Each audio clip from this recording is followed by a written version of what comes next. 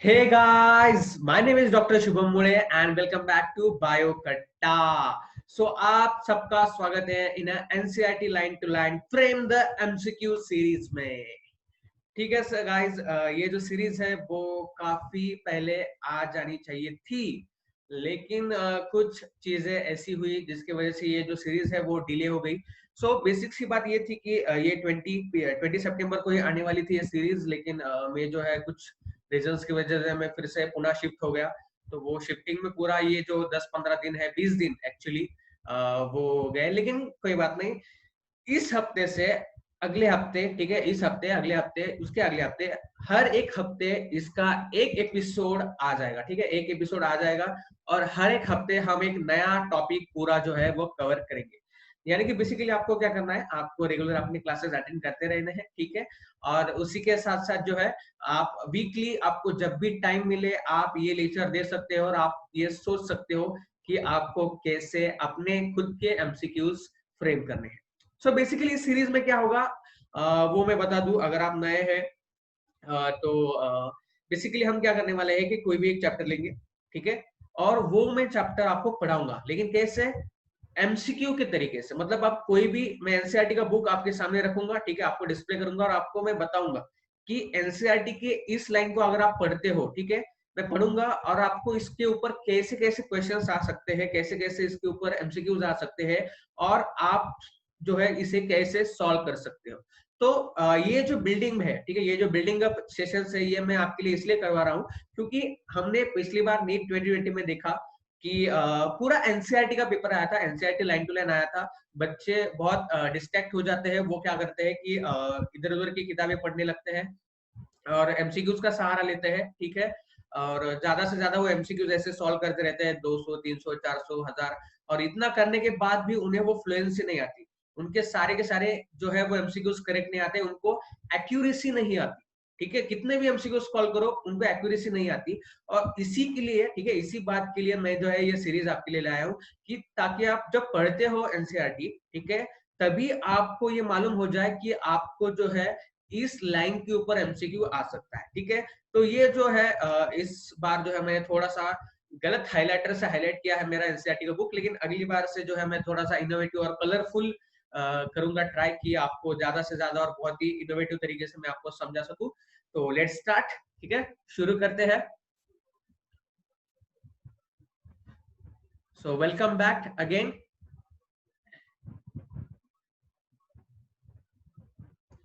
So frame the MCQ series NCERT line to line, weekly जो है आपको एक एपिसोड वीकली जो है आ जाएगा।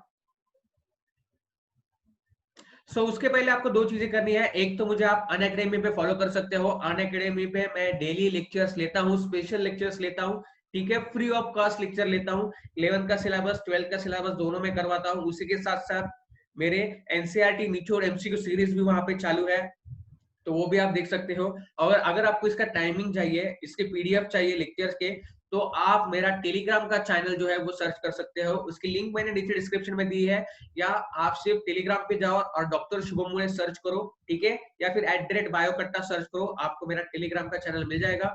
ठीक है, इसके ऊपर मैं सारे मेरे लेक्चर के अपडेट्स, ठीक है, सारे पीडीएफ, सारे मेरे नोट्स जो है वो डालते रहता हूँ, तो आपको काफी मदद हो जाएगी। ठीक है, सो लेट्स स्टार्ट। आज जो है हम देखने वाले हैं that is the living word chapter. तो सबसे पहले दो इंपॉर्टेंट चीजें होती है अगर आप कोई भी चैप्टर पढ़ रहे हो, ठीक है, मतलब एक तो आप डायरेक्टली नहीं पढ़ते हो, ठीक है, अगर आप रेगुलर स्टूडेंट हो तो आप डायरेक्टली नहीं पढ़ते हो। आपको क्या करना होता है, ठीक है, आपको सबसे पहले जो है आपको किसी ने पढ़ाया होता है वो टॉपिक, ठीक है, किसी ने ना किसी ने तो आपको टॉपिक जो है वो पढ़ाया होता है, तो आपको मालूम होता है कि उस टॉपिक में क्या है। तो कोई भी चैप्टर रीड करने से पहले आपको क्या करना है, उस चैप्टर के बारे में समझ लेना कि इस चैप्टर में क्या है। देखो अभी अगर मैं लिविंग वर्ड पढ़ रहा हूँ, ठीक है, तो मुझे मालूम है इसमें क्या है।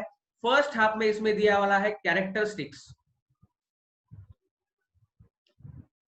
ठीक है, कैरेक्टरिस्टिक्स किसके लिए? लिविंग के, जो हमें बताते हैं कि लिविंग और नॉन लिविंग में डिफरेंस क्या है।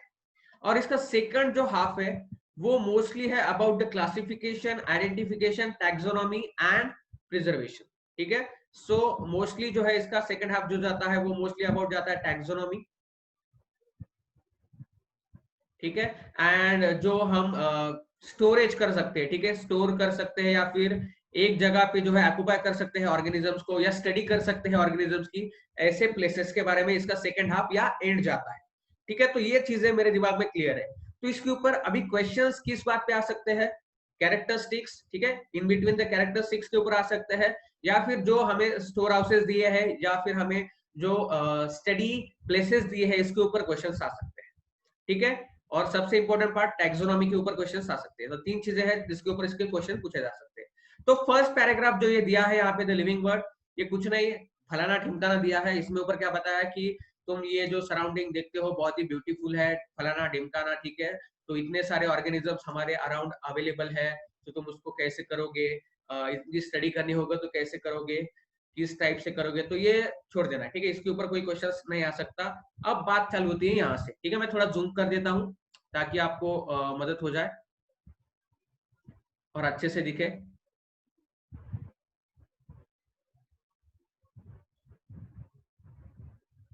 ठीक है, क्लियरली, चलो। सो अब बात आती है, देखो फर्स्ट पैराग्राफ जहां से एमसीक्यूज की स्टार्ट होती है, that is what is living के ऊपर। ठीक है, तो व्हाट इज लिविंग, ठीक है, लिविंग में यहाँ पे क्या बताया गया है? लिविंग मतलब ऐसा कुछ चीज, ऐसी थिंग जिसमें क्या होती है, सर्टेन कैरेक्टरिस्टिक्स होती है, ठीक है, डिस्टिंक्ट कैरेक्टरिस्टिक्स होती है लिविंग बींग्स। और इसके ऊपर सबसे पहला जो क्वेश्चन आ सकता है, what are the characteristics? Growth, reproduction, ability to sense the environment, ठीक है, और जो है सस्टेनेबल सुटेबल रिस्पॉन्स जो दे सकते हैं, ठीक है, immediately as a unique feature. ठीक है, तो सबसे इसमें इंपॉर्टेंट बात आती है ability to sense the environment, growth, reproduction and ability. ठीक है, तो इसके ये जो कैरेक्टरिस्टिक है, इसके ऊपर मोस्टली क्वेश्चन पूछे जाएंगे। ठीक है, अब बात करती है इसके अलावा कौन से इंपॉर्टेंट टॉपिक्स होते हैं, कौन से इंपॉर्टेंट कैरेक्टरिस्टिक्स होते हैं, जिसमें आता है metabolism, ability to self replicate, self organize, interact and emergence to this list। अब इसके ऊपर क्वेश्चंस कैसे आ सकता है? ठीक है, अब सोचने लग जाओ तुम लोग। इसके ऊपर क्वेश्चन क्या आ सकता है? द लिविंग इज, ऐसा एमसीक्यू आ सकता है, व्हाट इज लिविंग, या फिर द लिविंग इज, और इसके ऊपर आपको चार ऑप्शंस वो देंगे। ठीक है, उसमें से एक ऑप्शन होगा they have ability to self replicate, ठीक है, they have ability to self organise, they have ability to interact and emergence, ठीक है, to this, और चौथा ऑप्शन होगा ऑल ऑफ दिस। ये मेरा फेवरेट ऑप्शन है। ठीक है, तो यहाँ पे आप कंफ्यूज हो सकते हो, सेल्फ रेप्लिकेट की एबिलिटी है, सेल्फ ऑर्गेनाइज की एबिलिटी है, इंटरैक्ट है, ठीक है, इंटरैक्ट कर सकते हैं, तो मोस्टली इसका ऑप्शन क्या होगा? All of this. तो इसके ऊपर ऐसा क्वेश्चन आ सकता है, या फिर इसके ऊपर assertion reasoning type of question आ सकते हैं, जैसे कि लिविंग्स, द लिविंग, अगर कोई भी लिविंग का एग्जांपल ले लो, प्लांट्स कॉल्ड एज लिविंग, ठीक है, the plants called as living, और उसका रीजन दिया होगा they have ability to self replicate, they have ability to self organise, they can interact with the surroundings. ठीक है, तो ये यहाँ पे दिया होगा, तो आप इससे समझ सकते हो assertion is true and reason is a correct explanation of the assertion. ठीक है, इसके ऊपर ऐसा भी क्वेश्चंस आ सकता है। तो देखो दो लाइन है, लेकिन तरह तरह के क्वेश्चंस इसके ऊपर आप फ्रेम कर सकते हो। ठीक है, सो और एक बात होती है कि अब जो कैरेक्टरिस्टिक्स आते हैं वो एक एक करके इस चैप्टर में आपको बताए गए हैं। तो उसमें सबसे पहला आता है ग्रोथ। ठीक है, सो यहाँ पे एक लाइन दी गई है, all living organisms can grow, all living organisms can grow. और ग्रोथ क्या है? Increase in mass, increase in number of the individuals. ठीक है, this are the twin characteristics of the growth. So all living organisms grow. ठीक है, तो इसमें सबसे पहला जो क्वेश्चन आएगा, ठीक है, तो इसमें ऐसा क्वेश्चन आ सकता है all living organisms can grow. देखो यहाँ पे एनसीईआरटी में भी ये हाईलाइट किया वाला सेशन है। इसके ऊपर कैसा सेशन आएगा कि क्वेश्चन आएगा कि विच of the following is correct, which of the following is correct, और इसके ऊपर आपको एक कैरेक्टरिस्टिक दिया जाएगा, एक सेंटेंस दिया जाएगा, all living organisms grow, all living and non living organisms grow. ठीक है, बोथ ए एंड बी। ठीक है, या फिर इसके ऊपर आ सकता है only living organisms can grow, only non living organisms can grow. ठीक है, इसमें से अभी चार ऑप्शन आपको दिए जाएंगे। सबसे पहला होगा all living organisms can grow, second होगा all living and non living organisms can grow, third option होगा only living organisms can grow, fourth option होगा only non living organisms can grow. तो यहाँ पे फोर्थ ऑप्शन जो है वो cut जाएगा, डिलीट। ठीक है, फिर इसके बाद क्या आता है? All living organisms can grow. तो मोस्टली जो बच्चे रट्टा मारते हैं ना, मोस्टली जो बच्चे रट्टा मारते हैं वो उसको टिक कर देते हैं, ठीक है। फर्स्ट ऑप्शन, ए ऑप्शन देख के एक्साइट हो जाते हैं, बहुत ही रश रश में उसको क्लिक कर देते हैं। All living organisms can grow, yes, all living organisms can grow, yes, ठीक है, आ गया, कितना इजी एमसीक्यू है, yes yes yes, no yes. जब आंसर की आता है तो पूरा फेस जो है एस की तरह हो जाता है, ठीक है, तो पूरा फेस बिगड़ जाता है। नहीं जमा, मुझे मालूम है, ठीक है, टेक इट लाइटली, पीजे था। So second, all living and non living organisms can grow, that will be the correct answer, ठीक है। लिविंग ऑर्गेनिजम्स में भी, ठीक है, ग्रोथ होती है, नॉन लिविंग ऑर्गेनिजम्स में भी ग्रोथ होती है, तो that will be the most correct answer. तो उसमें ऐसा सेंटेंस नहीं होगा all living and all non living, यहाँ पे ऐसा दिया जाएगा उस ऑप्शन में, all living and few non-living organisms can grow, ठीक है, ऐसा भी कैरेक्टरिस्टिक्स यहाँ पे हो सकता है, all living and few non living organisms can grow, ठीक है, तो that will be the correct option. मैंने शुरुआत में बोलते टाइम बोला all living and non living organisms can grow, all non living वहां पे करेक्ट नहीं होगा आंसर, ठीक है, ऑल नॉन लिविंग नहीं होगा, वहां पे मुझे देना चाहिए था all living and few non living organisms can grow, तो that will be the correct option. देखो अब जैसे जैसे मैं यहाँ पे क्वेश्चंस बिल्डअप करने की थिंकिंग कर रहा हूँ, मुझे मेरी गलतियां समझ में आ रही है, मुझे मेरी गलतियां समझ में आ रही है। ऐसे आप अगर एनसीईआरटी पढ़ने लगोगे तो तुमको भी अपनी गलतियां समझ में आ जाएगी, तुम्हारी कंसेप्ट भी जो है वो क्लियर होते जाएगी, ठीक है। सो आगे बढ़ते हैं, आगे बढ़ते हैं नेक्स्ट पेज के ऊपर, कैसे क्वेश्चंस फ्रेम कर सकते हैं हम। किधर गया, चलो या सेकंड पेज।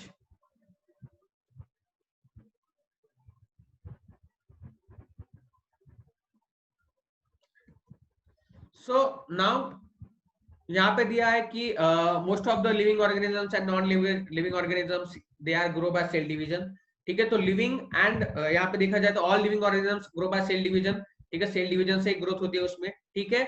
अब यहाँ पे और एक एमसीक्यू आता है, वेरी फनी एमसीक्यू, ये आपने पढ़ा भी होगा, प्लांट्स, प्लांट्स में जो ग्रोथ होती है, ठीक है, continuously through out their life span, तो इसको हम क्या बोलते हैं, इनडिटरमिनेट टाइप ऑफ ग्रोथ, हम डिटरमाइन नहीं कर सकते, इनडिटरमिनेट टाइप ऑफ ग्रोथ, तो इसके ऊपर एमसीक्यू आ सकता है, in plants growth is determinate, indeterminate, can't specify, none of this, ऐसा एमसीक्यू इसके ऊपर आ सकता है, क्योंकि हम प्लांट की ग्रोथ जो है वो थ्रू आउट द लाइफ हो सकती है, इसके ऊपर ऐसा एमसीक्यू आ सकता है, ठीक है। या फिर अभी यहाँ पे एनिमल्स की जो है वो सर्टन एज तक की होती है, तो हम उसको यहाँ पे क्या कह सकते हैं, determinate type of growth in animals, तो इसके ऊपर ऐसा भी एमसीक्यू आ सकता है, in animals the growth is indeterminate, determinate up to the certain age, ठीक है, बोथ ए एंड सी, तो इसका ऑप्शन क्या होगा, डिटरमिनेट है and up to the certain age, यानी कि दोनों का एक ही मतलब होता है, so both A and C, D option. देखो अभी ट्विस्ट कर रहा हूं मैं, एमसीक्यू थोड़े थोड़े मैं ट्विस्ट करते जा रहा हूं, ठीक है। सो मोस्टली यहाँ पे देखा जाए तो ये टाइप का क्वेश्चन हो सकता है, और कौन से टाइप का क्वेश्चन हो सकता है, which of the following is correct, ठीक है, ऐसे टाइप का क्वेश्चन आ सकता है, या फिर विच of the following is incorrect, plants growth is determinate type, animal growth is determinate type, plant and animals both of their growth is indeterminate type, ठीक है, determinate type and none of this, तो इसका option क्या होगा, which of the following is correct पूछा था, तो इसका ऑप्शन क्या आएगा, इसका ऑप्शन आ जाएगा इन प्लांट्स, ठीक है, ग्रोथ इज, यहाँ पे डिटरमिनेट लिखा है तो दैट इज, ठीक है, इनकरेक्ट है, अगर इनकरेक्ट पूछा तो ये आंसर आएगा, डिटरमिनेट पूछा तो क्या आ जाएगा, इन प्लांट्स ग्रोथ इज इनडिटरमिनेट, ऐसा वहां पे आ जाएगा आंसर, ठीक है। तो ऐसे बिल्डअप करना है अपने सेशन, ऐसे बिल्डअप करना है, ऐसे एमसीक्यूज जो है तुम्हारे दिमाग में आने चाहिए, ठीक है। मोस्टली देयर आर ज्यादा टाइप के एमसीक्यूज नहीं होते, ठीक है, एक तो होता है ये straight line to line type of questions, ठीक है, which of the following what is dash dash dash dash dash dash, ठीक है। सेकंड टाइप होता है which of the following is correct, which of the following is incorrect, इसमें आपको 3-4 sentence भी दिए जा सकते हैं, और फिर यहाँ पे 1 2 3 are correct, 2 are correct, 3 are correct, 4 are correct, ऐसे टाइप के क्वेश्चन होते हैं। देन मैच द पेयर वाले क्वेश्चन होते हैं, ठीक है। और मोस्टली इस बार एक भी क्वेश्चन असर्शन रीजन टाइप नहीं आया था नीट में, लेकिन एम्स में असर्शन रीजन टाइप क्वेश्चन पूछे जाते हैं, तो ये एक टाइप है, ठीक है। सो ये इससे ज्यादा क्वेश्चंस नहीं आते, इसके अलग टाइप के क्वेश्चन नहीं आते, तो यही आपको दिमाग में रख के जो है जब आप एनसीईआरटी पढ़ते हो तो आपको सोचना है। इसके बाद और एक लाइन आती है sorry sorry very very sorry, वो हो जाता है कभी कभी। चलो, तो इसके लिए अभी मैं रिकॉर्डिंग बंद नहीं करूंगा। So in majority of higher animals and plants, growth and reproduction are the mutually exclusive events. This is a 5-star MCQ point. In majority of the higher plants and animals, growth and reproduction are the mutually exclusive events. Mutually exclusive मतलब क्या? Growth first animals में क्या होता है, higher plants और animals में क्या होता है, पहले ग्रोथ होती है, ठीक है, जुवेनाइल फेज हम जिसे कहते हैं, ग्रोथ होती है, उसके बाद मैच्योर होने के बाद रिप्रोडक्शन होता है। सो म्यूचुअली एक्सक्लूसिव होता है, मतलब क्या, एक के बाद एक होता है, ठीक है, एक साथ नहीं होता है दोनों, ठीक है। बट यहाँ पे क्वेश्चन कैसे पूछा जाता है कि इन हायर ऑर्गेनिजम्स या majority of higher organisms growth and reproduction are, first option आएगा म्यूचुअली एक्सक्लूसिव, सेकंड ऑप्शन आएगा म्यूचुअली एक्सक्लूसिव, ठीक है, फिर थर्ड ऑप्शन आएगा both mutually exclusive and inclusive, and चौथा ऑप्शन आएगा, ठीक है, नन ऑफ दिस, या कोई भी ऑप्शन और आ सकता है। सो यहाँ पे आप क्या कहेंगे, they are in majority of higher animals and plants, growth and reproduction are mutually exclusive events, ठीक है, एक्सक्लूसिव एक के बाद एक होते हैं।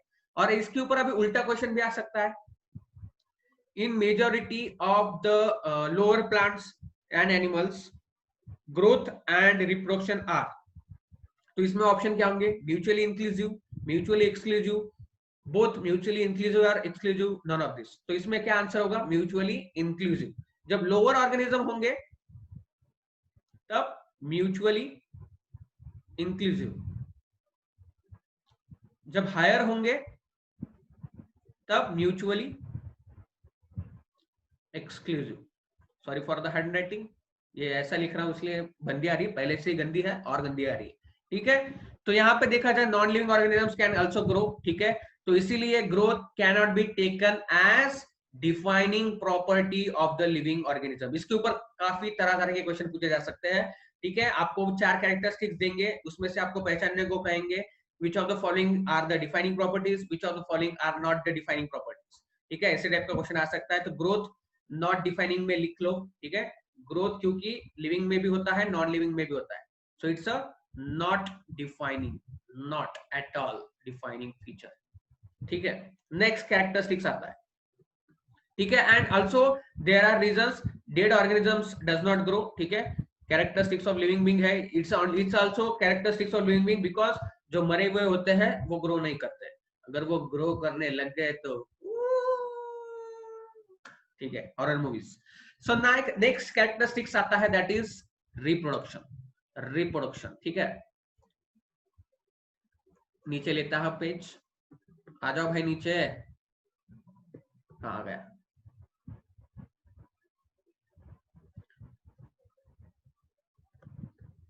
सो नेक्स्ट कैरेक्टरिस्टिक्स आता है reproduction. So it is also the characteristics of living organism, ठीक है। मल्टीसेलुलर ऑर्गेनिजम्स में जो है ये मोस्टली जो देखा जाए तो सेल डिवीजन से भी होता है, ठीक है, या फिर आप कह सकते हो कि production of progeny as similar to their young ones, ठीक है।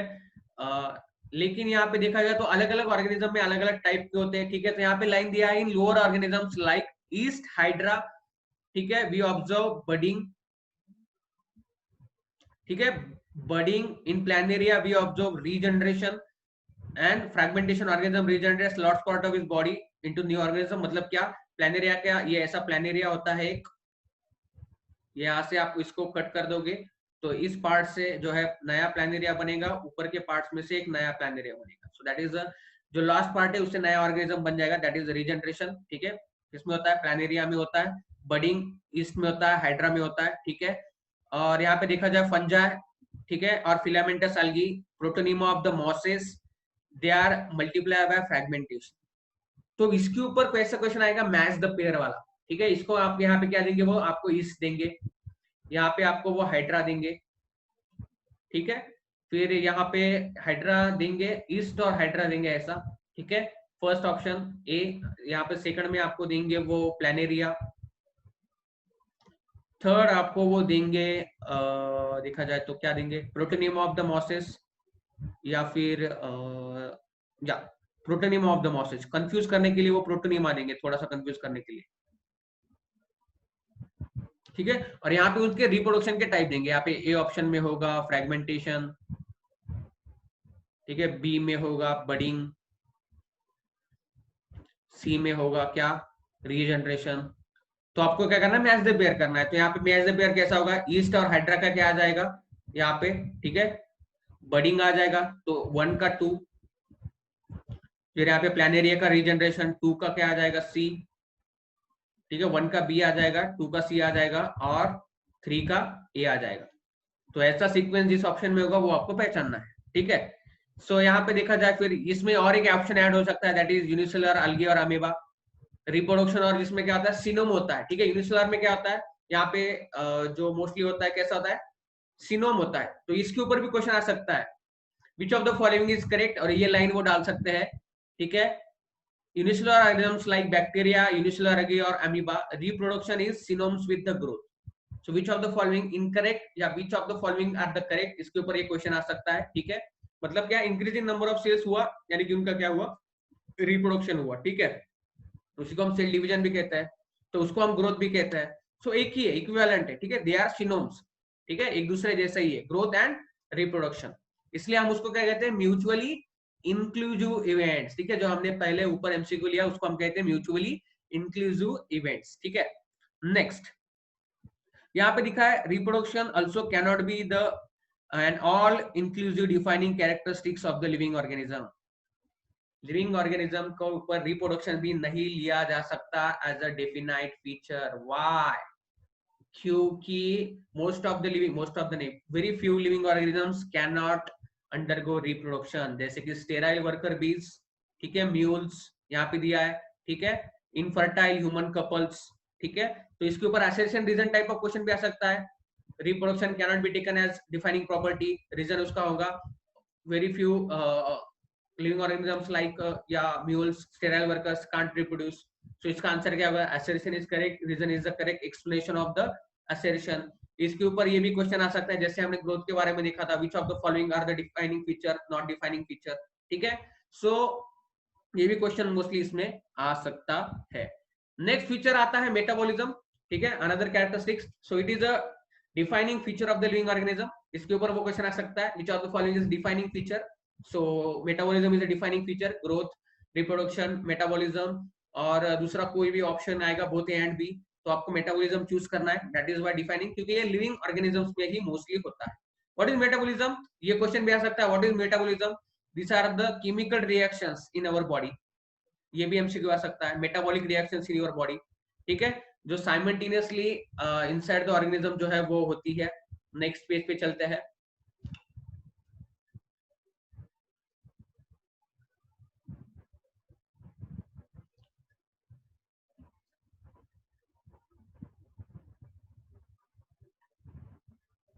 जूम इन जूम आउट करते करते जिंदगी चली जाएगी, चलो ठीक है।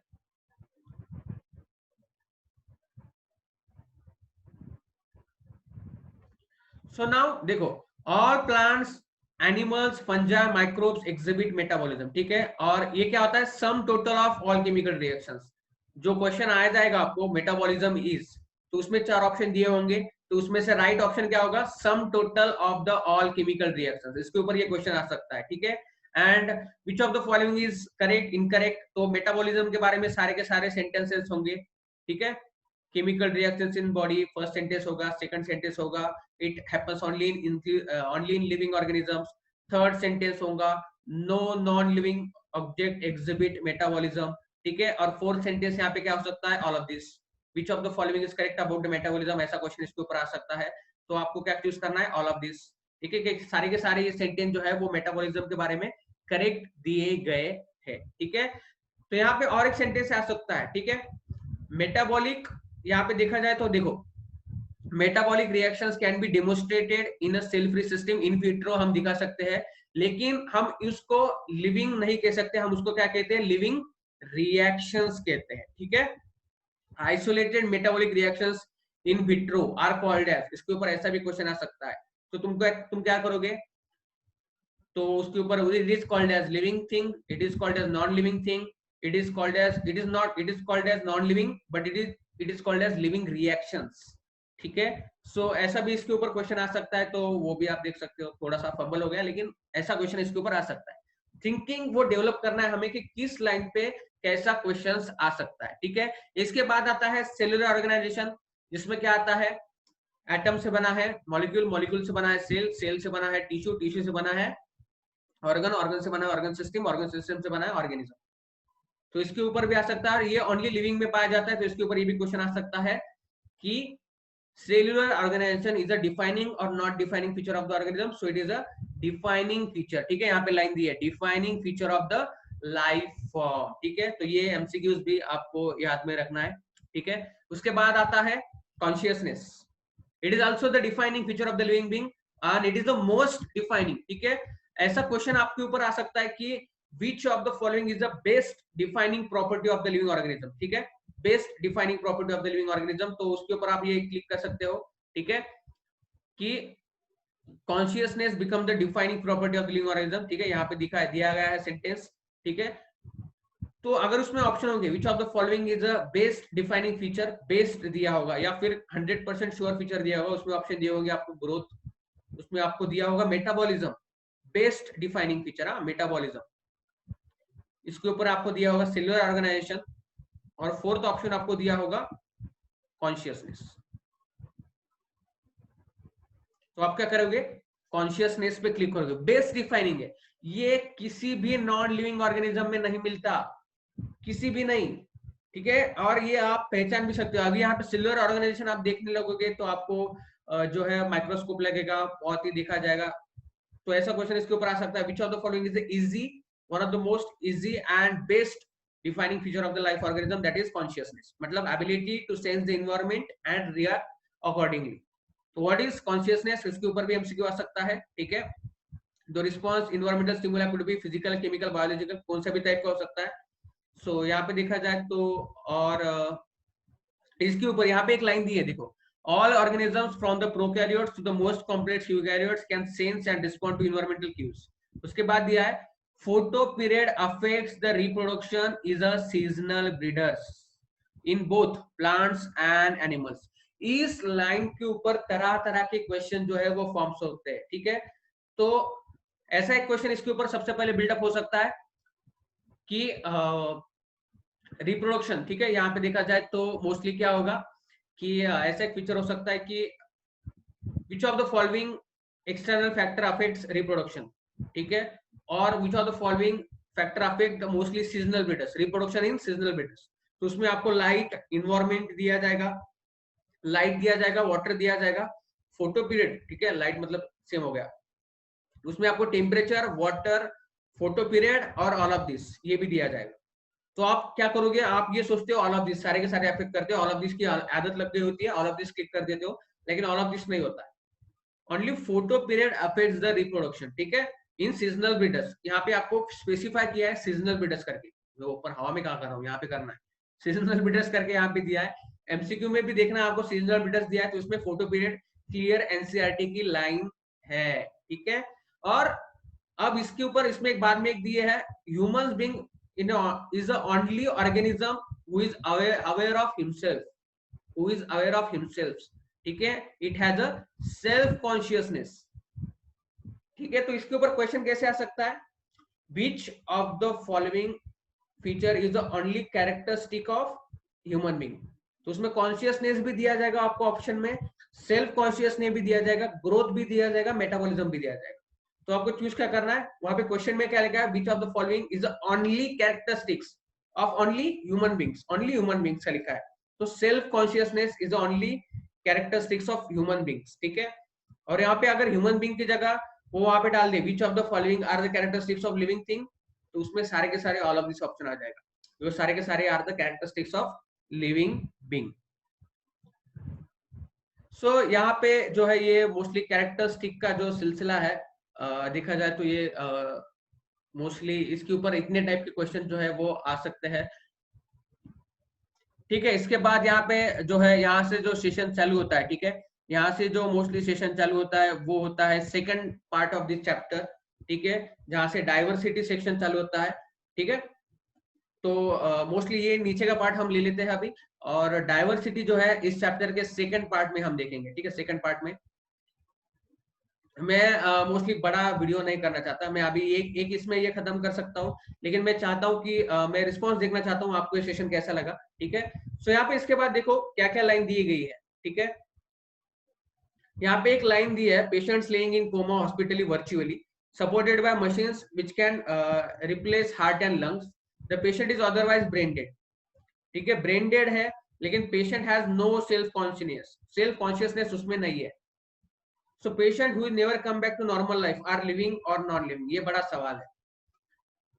तो इसके ऊपर क्वेश्चन भी आ सकता है कि patient laying in the coma is living और नॉन लिविंग, ऐसा भी क्वेश्चन आपकी थिंकिंग चेक करने के लिए वो पूछ सकते हैं। उसमें ऑप्शन होगा living, non living. Third option होगा कांट से। ठीक है, कांट से। डी ऑप्शन होगा। ठीक है, डी ऑप्शन क्या होगा? डी ऑप्शन हो सकता है या नन ऑफ दिस, या कुछ भी हो सकता है, लिविंग है या नॉन लिविंग है। ठीक है, सो यहाँ पे देखा जाए तो उसमें सिर्फ सेल कॉन्शियस नहीं है, ब्रेन डेड है, लेकिन बाकी की प्रोसेस चल रही है। अगर वो मोस्टली मुझे मालूम है मशीन से सेपरेटेड है। ठीक है, मशीन से लगा हुआ है। ठीक है, लेकिन मेटाबॉलिज्म चालू है। मेटाबॉलिज्म तो मशीन नहीं कर रही है ना। ठीक है, रेस्पायर खुद कर रहा है। ठीक है, मशीन लगाई हुई है लेकिन रेस्पायर कर रहा है। ठीक है, थोड़ा सा तो सपोर्ट चाहिए होता है। तो यहाँ पे देखा जाए तो मोस्टली ये थोड़ा सा कंफ्यूजन सवाल है। ठीक है, यहाँ पे थोड़ा सा आप डिटेल में जाएंगे तो इसके ऊपर क्वेश्चन ऐसे आ सकते हैं कि उसमें एक ग्लास्कोकोमा सेल होता है। ठीक है, ग्लास्कोकोमा स्केल होता है। ठीक है, वो स्केल के ऊपर डिपेंड होता है कि लिविंग है या डेड है। सो मोस्टली यहाँ पे नॉन लिविंग भी आ सकता है आंसर, लिविंग भी आ सकता है। तो मोस्टली कांट से भी हो सकता है, लेकिन नॉन लिविंग भी मोस्टली इसका आंसर हो सकता है। अब यहाँ पे उन्होंने दिया क्या है ये आपको देखना है। ठीक है, सेल्फ कॉन्शियस नहीं है, कंप्लीटली ब्रेन डेड है। ठीक है, तो डेड पर्सन है, this is not living, non living है। ठीक है, अगर उन्होंने दिया है कि सेल्फ कॉन्शियस ने है, ठीक है, और मशीन से सपोर्टेड है, तो मोस्टली देखा जाए तो थोड़ा सा अगर सेल्फ कॉन्शियस कर रहा है तो लिविंग है। तो यहाँ पे ऑप्शन क्या हो सकते हैं? कांट से तो थोड़ा सा मोस्टली ऑप्शन होगा। अगर सेल्फ कॉन्शियसनेस के बारे में नहीं दिया है तो you can say can't say, but अगर सेल्फ कॉन्शियसनेस के बारे में दिया है, कंप्लीटली ब्रेन डेड ऐसा सेंटेंस लिखा है, तो you can say that non living. और कंप्लीटली ब्रेन डेड नहीं लिखा है, ठीक है, ब्रेन डेड कंप्लीटली नहीं लिखा है, तो इट इज अ लिविंग। ठीक है, सेल्फ कॉन्शियसनेस उसमें होगी। तो इसके बाद आता है प्रॉपर्टीज। देखो, in higher classes you will come to know that all living phenomena are due to underlying interactions. ये काफी इंपॉर्टेंट पॉइंट है, ये बहुत से बच्चे से इग्नोर कर देते हैं, इसके ऊपर क्वेश्चंस आते हैं गाइस। ठीक है, कैसे क्वेश्चंस आते हैं देखो, ये जो हमारी लिविंग ऑर्गेनिजम्स की प्रॉपर्टीज होती है, ये एक मॉलिक्यूल या दो मॉलिक्यूल या तीन मॉलिक्यूल की वजह से नहीं आती। ठीक है, ये दो मॉलिक्यूल, ये अलग अलग मॉलिक्यूल्स की वजह से नहीं आती, ये सब मॉलिक्यूल कंबाइन करते हैं, एक नया मॉलिक्यूल फॉर्म करते हैं, उसकी वजह से आती है। ये यहाँ पे दिया है। ठीक है, जैसे कि properties of the tissues are not present in the constituent cells but arise as a result of interactions among the constituent cells. ठीक है, सो सॉरी, इसके ऊपर क्वेश्चन कैसा आ सकता है? Which of the following is correct, which of the following is incorrect? Properties of the tissues are not present in the constituent cells but arise due to the result of interactions among the constituent cells. So ये first option होगा। दूसरा option क्या होगा? Properties of the tissues are present in a constituent cells. ठीक है, and not arise as a result of interaction. Third sentence क्या होगा? Properties of the tissues are present in the constituent cells and also arise as a result of interactions among the themselves. And the fourth option होगा, properties of tissues are not present in the constituent cells and also not arise as the interaction among themselves. तो first option आप click करोगे, जैसा कि NCERT में दिया है, properties of the tissues जो है वो सेल के इंटरेक्शन की वजह से आती है। सिमिलरली सेल की जो प्रॉपर्टीज है, सेलुलर ऑर्गेनेल्स की जो प्रॉपर्टीज है, सॉरी, सेलुलर ऑर्गेनेल जो हमारे सेल के अंदर ऑर्गेनेल होती है, उसकी प्रॉपर्टीज है, वो क्यों आती है? ड्यू टू मॉलिक्यूलर कंस्टिट्यूएंट जो होते हैं सेल के अंदर, बायोमोलिक्यूल जो होते हैं, उसके इंटरैक्शन की वजह से आती है, not due to the peculiar cell cellular organelle. तो ये भी वैसा ही टाइप का क्वेश्चन इसके ऊपर भी आ सकता है। सॉरी, आज थोड़ा सा खराश है, थोड़ा सा कफ है, लेकिन I know you people will manage. ठीक है, इसके बाद यहाँ पे सेंटेंस दिया, living organisms can be self replicating, evolving and self regulating interacting systems capable of surrounding external stimuli. तो इसके ऊपर जैसा कि हमने फर्स्ट पेज पे दिखा था, कैसा क्वेश्चन आ सकता है? Living organisms are self replicating, evolving and self regulating. ठीक है। तो ऐसा क्वेश्चन आएगा लिविंग ऑर्गेनिजम्स, और उसके ऊपर कैसा है, नीचे ऑप्शंस हो गए self replicating, evolving, self replicating, ठीक है, या फिर अलग अलग आ सकते हैं, नीचे ऑल ऑफ दिस आ सकता है, ठीक है। तो या फिर एक ही ऑप्शन में तीनों देंगे, अलग अलग देंगे, ओनली ओनली फर्स्ट ऑप्शन में होगा self replicating, evolving, self regulating, उसके बाद सेकंड ऑप्शन में होगा only replicating, only evolving, self replicating, evolving but not self regulating. तो ऐसे इसके क्वेश्चन भी आ सकते हैं। इसके बाद what is biology, biology is the story of life on the earth, which of the following sentence are correct और incorrect, इसके ऐसा क्वेश्चन आ सकता है, ठीक है। It is also story of evolution, देखो which of the following correct और इनकरेक्ट करके इसके ऊपर क्वेश्चन आ सकता है, ठीक है। तो पहला सेंटेंस होगा it is a story of life on the earth, second sentence होगा it is a story of evolution of the living organisms on the earth, ठीक है। सो और क्या हो सकता है, biology is a study of living organisms, ये भी हो सकता है। यहाँ पे देखो it is study of all living organisms present past and future, ठीक है, all of this D option होगा। सो यहाँ पे देखा जाए तो ऑल लिविंग ऑर्गेनिज्म जो है यहाँ पे उनके पास फ्यूचर जो है वो लिंक होते हैं एक दूसरे से, and they share common genetic material but to the varying degrees. इस सेंटेंस के ऊपर भी क्वेश्चन पूछे जा सकते हैं। Which of the following are correct, incorrect आ सकता है, ठीक है। या फिर आइडेंटिफाई द करेक्ट और इनकरेक्ट स्टेटमेंट को क्वेश्चन भी इसके ऊपर आ सकता है कि all living organism share common genetic material but to varying degrees, not to varying degrees, all are have a same genetic material, all do not have a same genetic material। तो ऐसे type का question इसमें आ सकते हैं, ठीक है। सो मैं चाहूंगा कि यहाँ पे जो है, ठीक है, यहाँ से इस चैप्टर का सेकंड पार्ट जो है मोस्टली स्टार्ट होता है। तो मैं इस एपिसोड में, ठीक है, मोस्टली इस एपिसोड में मैं ओनली अप टू द जो है कवर करूंगा this first part of the lesson, ठीक है। फिर इसके बाद का सेकंड चैप्टर का सेकंड लेसन जो है वो मैं नेक्स्ट एपिसोड में लाऊंगा, diversity in the living world से पूरा complete at the end of the chapter तक, ठीक है। होप आपको ये सेशन पसंद आया होगा। So please don't forget to like share and subscribe guys, ठीक है। बहुत ही थोड़ा सा थिंकिंग करके, कभी किसी भी यूट्यूब चैनल ने ऐसा जो है ये सेशन अब तक नहीं लाया है। This is the first time, और फर्स्ट टाइम हमारे चैनल पे, दैट इज बायो कट्टा, ठीक है। आपको इससे और अमेजिंग सेशन चाहिए होंगे, so please don't forget to like share and subscribe, ठीक है। और मुझे नीचे कमेंट सेक्शन में सेपरेटली बताओ आपको ये सेक्शन कैसा लगा, and share with your friends too, ठीक है। और आपको टेलीग्राम चैनल ज्वाइन करना है गाइस, ठीक है। टेलीग्राम चैनल लाइक करना जो है बिल्कुल ना भूले, वहां पे मेरे और आपको अगर आपको और लेक्चर्स चाहिए मेरे, ठीक है, पूरा चैप्टर आप मेरे से डिटेल में पढ़ना चाहते हो तो अनअकैडमी में मैं पढ़ाता हूँ, ठीक है। अनअकैडमी पे फॉलो कर दीजिएगा, या फिर आप टेलीग्राम पे आ जाएंगे तो आपको फ्री लेक्चर्स के अपडेट्स सब मिल जाएंगे, ठीक है। So don't forget to like share and subscribe. तब तक हम मिलते हैं अगले एपिसोड में, तब तक बाय बाय, ठीक है। So this is my Telegram channel. Hope आपको ये सेशन पसंद आया होगा, ठीक है। So don't forget to like share and subscribe to bio Katta. तब तक मिलते हैं अगले एपिसोड में, बाय बाय।